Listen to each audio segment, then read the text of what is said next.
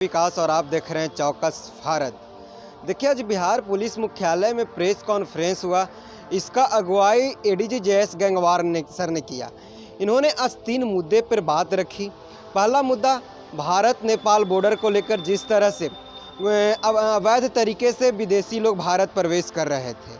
दूसरा मुद्दा साइबर अपराधी को लेकर, और तीसरा मुद्दा पुख्ता अपराधी, जिस तरह से लगातार गोलीबारी हो रही है बिहार के विभिन्न जिलों के थाना में, चाहे कहीं कि विभिन्न थाना में बिहार के जो नामजाद, जो पुख्ता, जो खूंखार अपराधी हैं, उनकी गिरफ्तारी को लेकर आज प्रेस कॉन्फ्रेंस हुआ। इन्होंने बिहार पुलिस की उपलब्धि भी गिनाई और जिस तरह से भारत नेपाल सीमा पर विदेशी नागरिक अवैध तरीके से एंट्री भारत में कर रहे हैं, उस पर इन्होंने बात रखी। पहले उन सारी बातों को सुनिए, क्या कुछ बोल रहे हैं जयेश गंगवार। बिहार पुलिस मुख्यालय की नियमित प्रेस वार्ता में आप सभी का स्वागत है। आज 3 महत्वपूर्ण विषय हैं जिन पर आपसे वार्ता करेंगे। पहला है कि भारत नेपाल अंतर्राष्ट्रीय सीमा पर कतिपय व्यक्तियों की गिरफ्तारी हुई है। दूसरा, अपराध कर्मियों के विरुद्ध लगातार जो कार्रवाई की गई है। और तीसरा, पिछले दिनों में जो कुख्यात अपराध कर्मियों की गिरफ्तारी हुई। सबसे पहले आपको बता दें कि जैसा पिछली बार भी हमने आपको मई में प्रेस वार्ता में बताया था, अब उस डेटा को अपडेट किया गया है।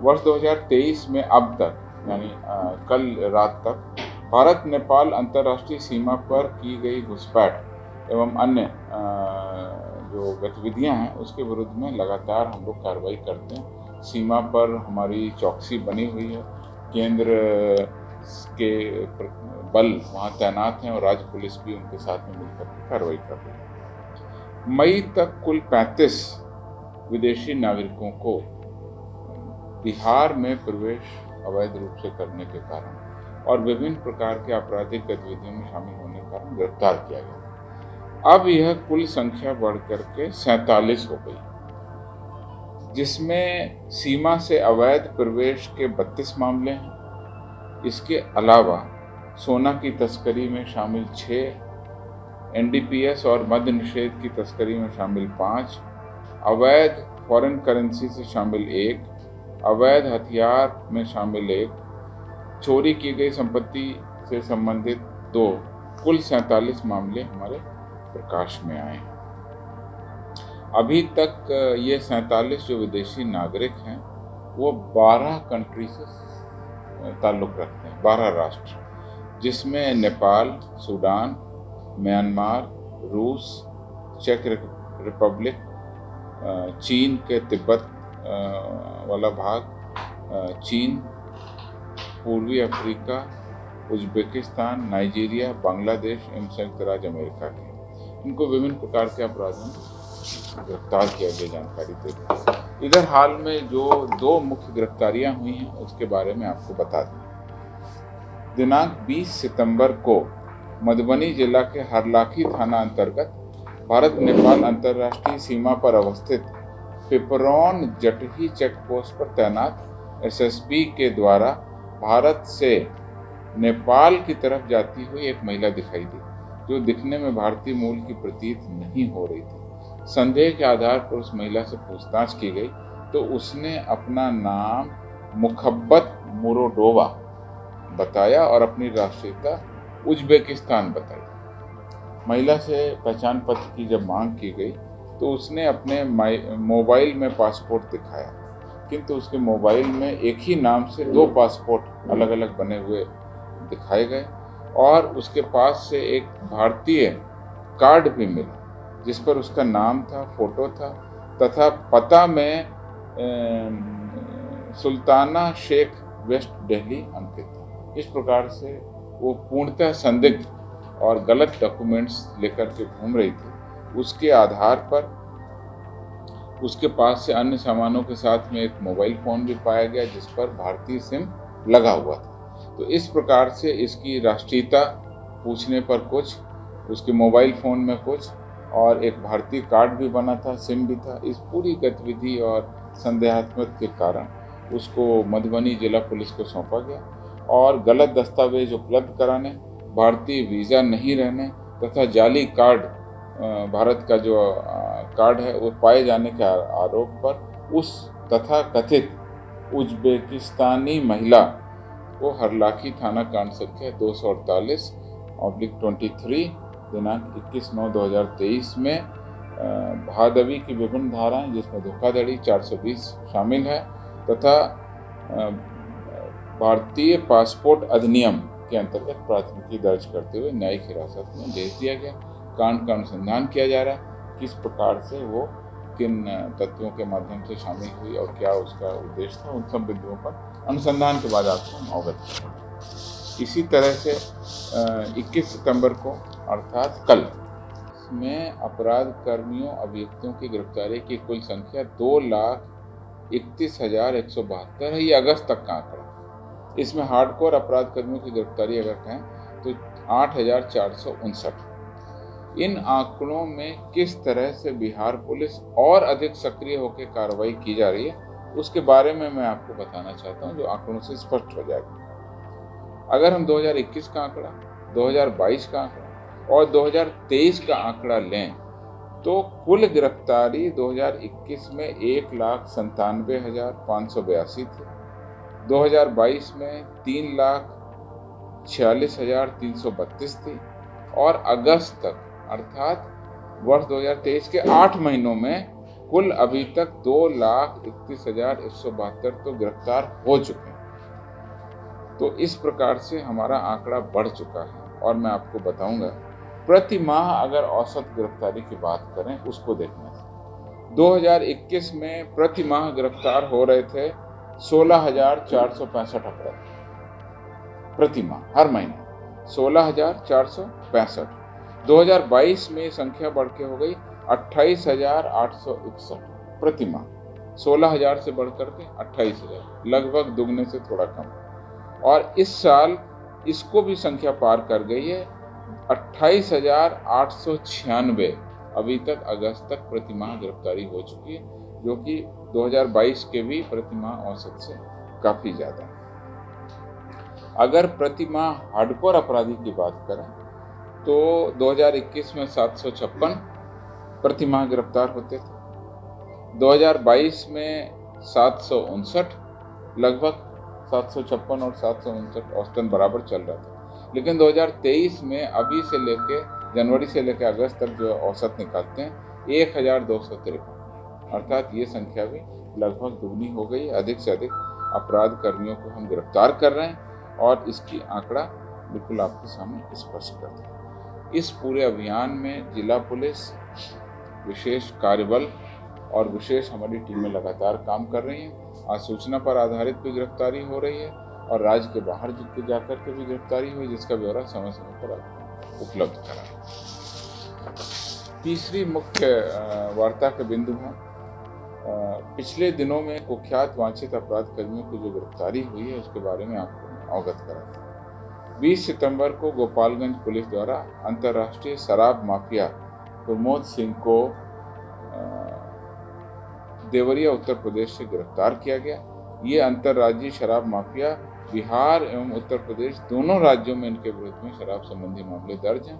करीब आधा दर्जन मामलों में पुलिस को इनकी तलाश थी, हम लोगों ने इनको गिरफ्तार किया। मुंगेर के नया रामनगर थाना में जिले के टॉप 10 लिस्टेड कुख्यात वांछित अपराध कर्मी चंदन तांती एवं कुंदन तांती दोनों को फरीदाबाद हरियाणा से हम लोगों ने मुंगेर पुलिस के द्वारा गिरफ्तार किया गया। इनके विरुद्ध हत्या के कई सारे कांड दर्ज हैं। नौगछिया में 18 सितंबर को बिहार एसटीएफ के द्वारा नौगछिया जिले के कुख्यात वांछित अपराध कर्मी जय यादव को नई दिल्ली के लाहौरी थाना क्षेत्र से गिरफ्तार किया। इसके विरुद्ध भी मधेपुरा, नौगछिया, भागलपुर के कई थानों में हत्या, रंगदारी के कई सारे कांड दर्ज। तो ये पिछले 2-3 दिनों की महत्वपूर्ण उपलब्धि है, जिसमें दूसरे राज्यों में जाकर के हमने गिरफ्तार किया। उत्तर प्रदेश में, फरीदाबाद के हरियाणा से और नई दिल्ली से बिहार के भगोड़े अपराध कर्मियों को वहां जाकर के हमने ट्रैक किया, ट्रेस किया, लोकेट किया, उसके बाद में उनको अरेस्ट किया। ये हमारी बहुत बड़ी उपलब्धि, हमारी विशेष टीम इस पर लगातार कार्रवाई कर रही है। इसके अलावा 2 महत्वपूर्ण हमारे पास में उपलब्धियां हैं। एसएसबी के द्वारा एक संदिग्ध व्यक्ति को भारत में प्रवेश करते हुए पकड़ा गया उससे पूछताछ किए जाने पर उसने बताया कि उसका नाम नासिर बुराए मूसा अब्बास तथा वो सूडान का नागरिक है। उसके पास से एक सूडानी पासपोर्ट मिला, एक ट्रैवल डॉक्यूमेंट मिला जो यूएसए से निर्गत था तथा जिसकी अवधि समाप्त हो गई थी तथा मोबाइल फोन बरामद किया गया। नासिर भारतीय सीमा में घूम रहे थे, उनके द्वारा भारतीय वीजा प्रस्तुत नहीं किया गया, अतः बगैर भारतीय वीजा के भारत में अनधिकृत रूप से प्रवेश करने पर उक्त तथाकथित नासिर बुराए मूसा अब्बास को सोनवर्षा थाना को दिया गया और उसके आधार पर सोनवर्षा थाना कांड संख्या 293/23, धारा 420 भादवी, 14 फॉरेनर्स एक्ट, 12 पासपोर्ट एक्ट 1967 अंकित कर न्यायालय को अग्रसारित किया गया। अभी तक जो जानकारी है उसके आधार पर यह पता चलता है कि उसने 2023 में बहुत सारी अंतर्राष्ट्रीय यात्राएं की थी।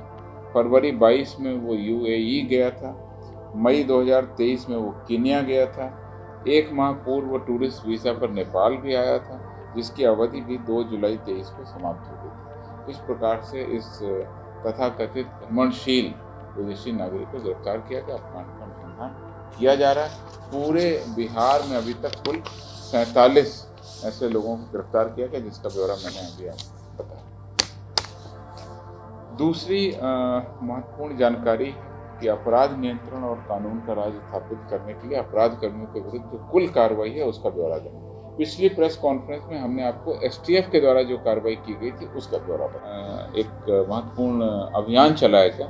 उस अभियान में 3 साइबर अपराधी को गिरफ्तार किया और यह जानकारी थी कि ये लोग आधार अपडेट करने के नाम पर, बैंक खाता खोलने के नाम पर, सरकारी योजनाओं का लाभ इत्यादि के नाम पर लोगों के आधार, पहचान पत्र, फिंगरप्रिंट इत्यादि प्राप्त करके अपराध करते थे। इन 3 साइबर अपराध कर्मियों को गिरफ्तारी तो की ही गई है।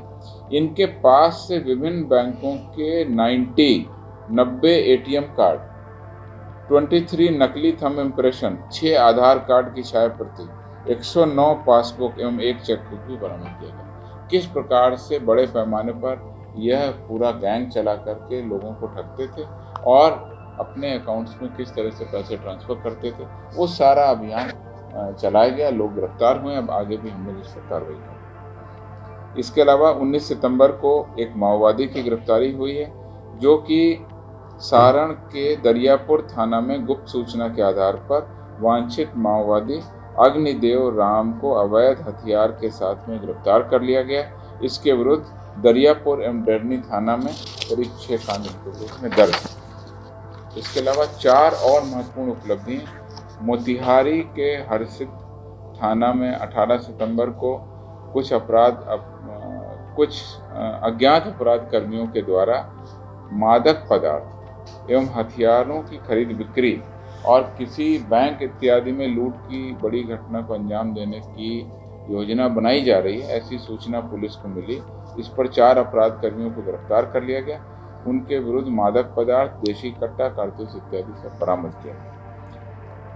ब्रह्मपुरा थाना मुजफ्फरपुर में अंतर्राज्यीय पेशेवर शटर कटवा गिरोह का उद्भेदन करते हुए 9 अपराध कर्मियों को गिरफ्तार किया।